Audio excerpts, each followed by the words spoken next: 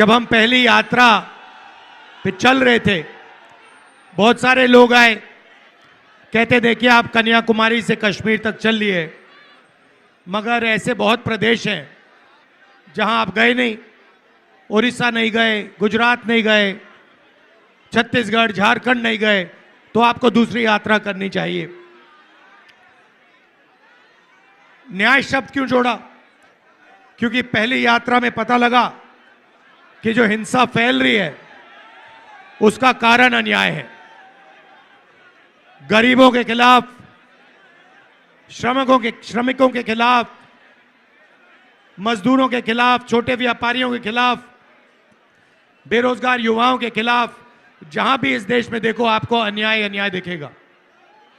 तो इसलिए हमने दूसरी यात्रा में न्याय शब्द जोड़ दिया। मैं शुरुआत आपसे 2-3 सवाल पूछ के करता हूं। नरेंद्र मोदी जी ने हिंदुस्तान के 20-25 सबसे अमीर लोगों का कितना कर्जा माफ?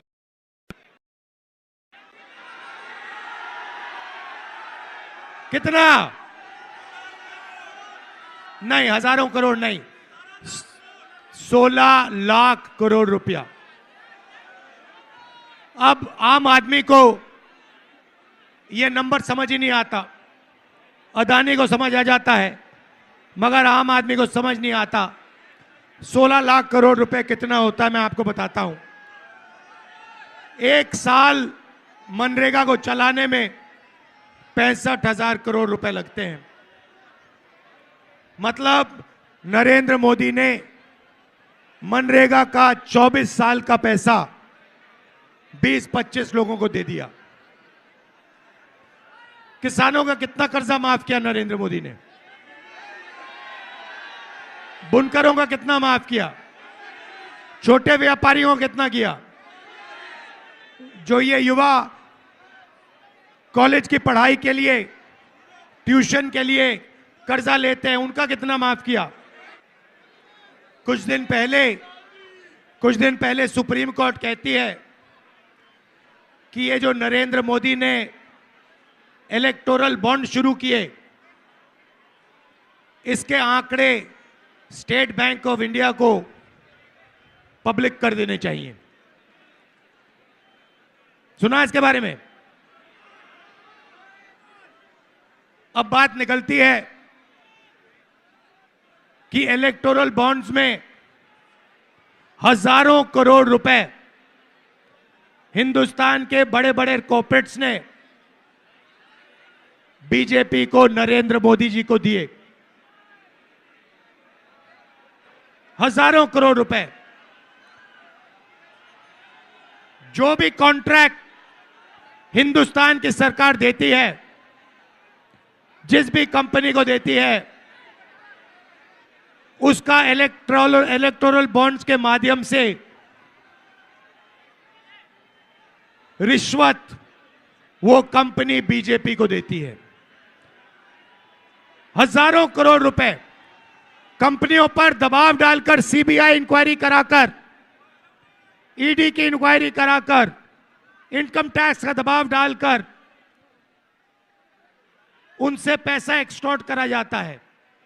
हजारों करोड़ रुपए, हजारों करोड़ रुपए बीजेपी ने हिंदुस्तान के बड़े बड़े अरबपतियों से लिया। भाई और बहनों, देश में पिछड़े वर्ग के कितने लोग हैं? देश में पिछड़े वर्ग के कितने लोग हैं? कोई जानता नहीं।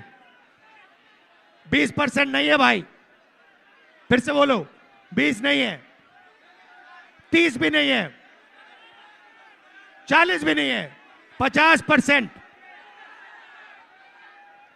आदिवासी कितने? 8%। दलित कितने? 15%। माइनॉरिटी कितने? 15%। 50 में 15 जोड़ो कितना होता है? 65। 65 में 15 जोड़ो कितना होता है? 80 में 8 जोड़ो कितना होता है? 88। आपकी आबादी 88% है। उसमें 5 जनरल कास्ट के गरीब लोग जोड़ दो।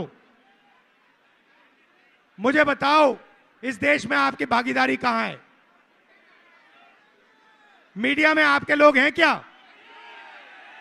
एक आपका नहीं है। 90% का मीडिया में एक आदमी नहीं दिखेगा। इसीलिए मीडिया वाले आपकी बात नहीं करते। कभी मीडिया में आपने कभी किसानों की बात होती हुई देखी? मजदूर की बात होती हुई देखी? छोटे दुकानदार की बात होते हुए देखी? बेरोजगारी की बात सुनी? महंगाई की बात सुनी? नहीं। अंबानी की जी शादी होती है, मीडिया में देखा? बॉलीवुड के सुपरस्टार मीडिया में दिखते हैं? मोदी जी समुद्र के नीचे जाते हैं, मीडिया में दिखता है? मोदी जी कहते हैं थाली बजाओ, मीडिया में दिखता है? मोदी जी कहते हैं सेल फोन की लाइट जलाओ, दिखता है? क्यों? क्योंकि आपके तो वहां कोई है ही नहीं। मीडिया में आपका कोई नहीं। हिंदुस्तान की 200 सबसे बड़ी कंपनियों की लिस्ट निकालो, मालिकों की लिस्ट निकालो, उसमें 90% का कोई नहीं। मुझे नाम दे दो पिछड़े वर्ग का, दलित का, आदिवासी का, एक नाम दे दो जो हिंदुस्तान की सबसे बड़ी 200 कंपनी का मालिक है। मुझे नाम दे दो। कोई है ही नहीं। सरकार की बात करें, 90 लोग हिंदुस्तान की सरकार चलाते हैं, पूरा का पूरा बजट वो बांटते हैं। उनमें से बता दो, 90 में से बता दो पिछड़े वर्ग के कितने, ओबीसी कितने? 3।